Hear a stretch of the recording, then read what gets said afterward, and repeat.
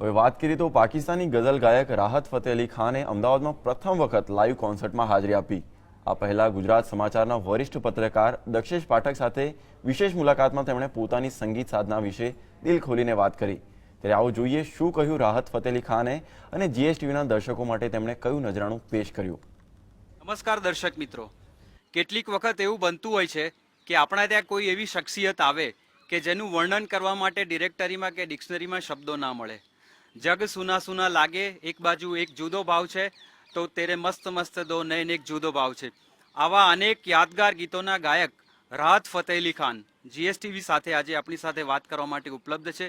राहत भाई, आपका स्वागत है जीएसटीवी में। बहुत शुक्रिया, थैंक यू सो मच।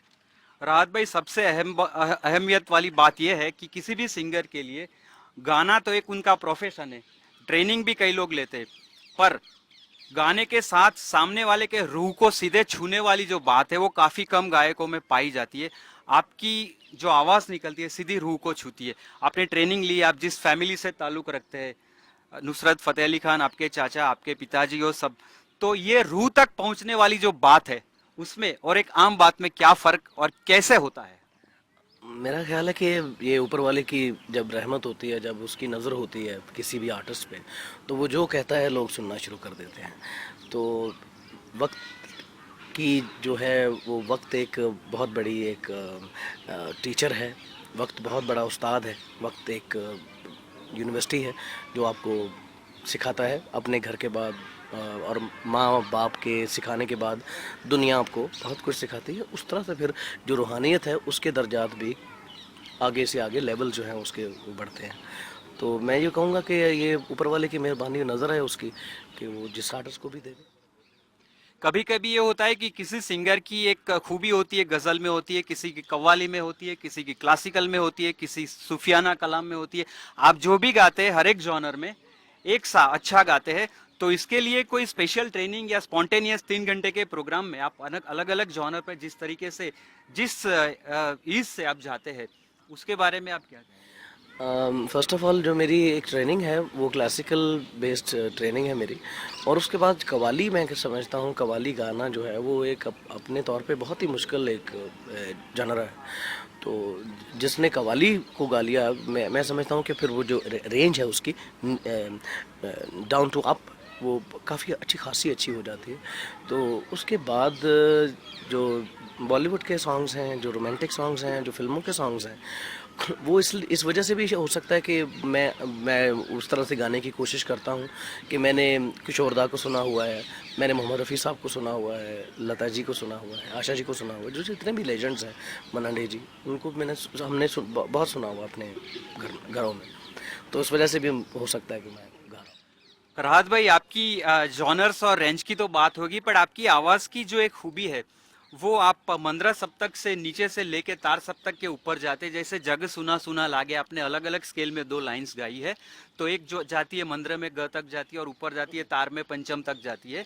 तो ये 1 सेकंड के 100वें भाग में ये ट्रांजिशन ये इजी नहीं है। आप इसके लिए क्या करते हैं? जी, आपने बहुत अच्छा ये सवाल किया, बट मैंने इसका जवाब पहले ही दे दिया था कि जो कव्वाली गाते हैं ना, तो उनका डाउन टू अप जो एक सुर की एक अप्रोच होती है वो काफ़ी खासी अच्छी हो जाती है। तो इस वजह से।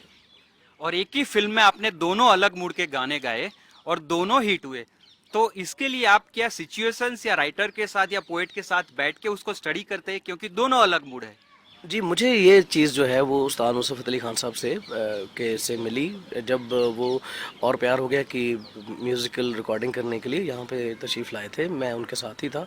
तो हम लोगों ने फिर इकट्ठे मिल बैठ के हमने और जावेद अख्तर साहब ने हमने काफ़ी म्यूज़िक को क्रिएट किया। तो मुझे वहाँ पे बहुत अनुभव हुआ मेरा कि मैं जो सिचुएशनल जो सॉन्ग्स हैं उसको किस तरह से गाया जाता है।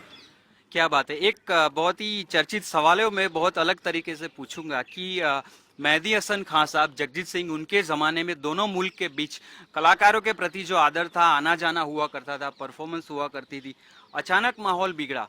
इसकी संगीत से कोई लेना देना नहीं इन चीज़ों का, पर क्यों ऐसा हो रहा है? होना नहीं चाहिए। हम तो खुद ये सोच रहे हैं कि ये अगर ऐसा होता है तो एक जो आर्टिस्ट है उसके साथ मैं समझता हूँ कि एक विश है, और उस दुनिया को एक आर्टिस्ट को हर्ट करना मीन के एक दुनिया को हर्ट करना होता है। आर्टिस्ट हर्ट नहीं होना चाहिए, इंसान हर्ट नहीं होना चाहिए। बाकी सारे जो एक रूल्स एंड रेगुलेशन है, जो एडमिनिस्ट्रेशन है, वो वहीं पे कायम रहनी चाहिए, वो बहुत ही ज़रूरी है। वो दोनों देशों के लिए बहुत महत्वपूर्ण है कि अपने अपने सरहदों को मजबूत करें और अपने अपने बाउंड्रीज़ पे अपना अपना काम करें, लोगों को खुश करें, जो जो प्रॉब्लम्स हैं लोगों की उनको हल किया जाए। हम भी हाजिर हैं जहाँ तक हमारे लिए कोई हो इस तरह की कोई बात कि हम कोई किसी की हेल्प कर सकें, तो हम 24 घंटे हाजिर हैं। जी, एक आखिरी सवाल, आपने भारत में काफी समय गुजारा है, गाया है और एक लेवल आपने अपना हासिल किया है जिससे लोगों ने खुद को भी आपके साथ एक तरीके से जोड़ा है।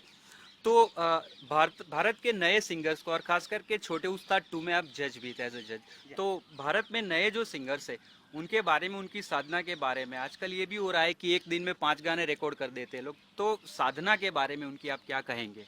मैं ये कहूँगा बहुत अच्छे गायक हैं, बहुत अच्छा गाना हो रहा है। और आज जो नए तरीके से जो नई पीढ़ी आ रही है गाने में, वो बहुत अच्छा और बहुत सटीक गा रही है। और अच्छी खुशी होती है कि जो बिल्कुल 22 24 साल के जो लड़के हैं, बल्कि उनसे भी छोटे, जो छोटे उस्ताद में तो हमने 12 13 14 साल के बच्चों को सुना जो कि हैरान कर देने वाली गायकी वो गा रहे थे। मैं समझता हूँ कि अगर ये बच्चे बड़े होंगे तो ये तो तहलका मचा देंगे। राहत भाई, आप एक लाइन कुछ गाएंगे हमारे दर्शक के लिए अगर पॉसिबल है तो, क्योंकि बिना साज के आई नो कि किसी गायक को गाने के लिए बोलना एक तौहीन होती है, बट आपके चाहने वाले इतने हैं, एक लाइन कुछ।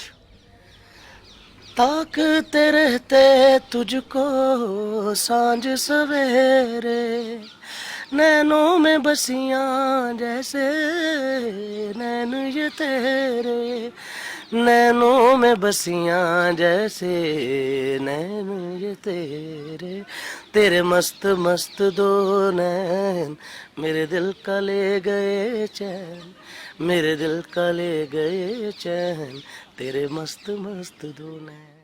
क्या बात है, થેન્ક યુ વેરી મચ રાહતભાઈ। દર્શક મિત્રો, જેમના શબ્દમાંથી જ ભાવનું સીધું વહન થતું હોય એમના માટે બીજું કંઈ જ બોલવાની જરૂર નથી। રાહતભાઈ, થેન્ક્સ અ લોટ અગેન।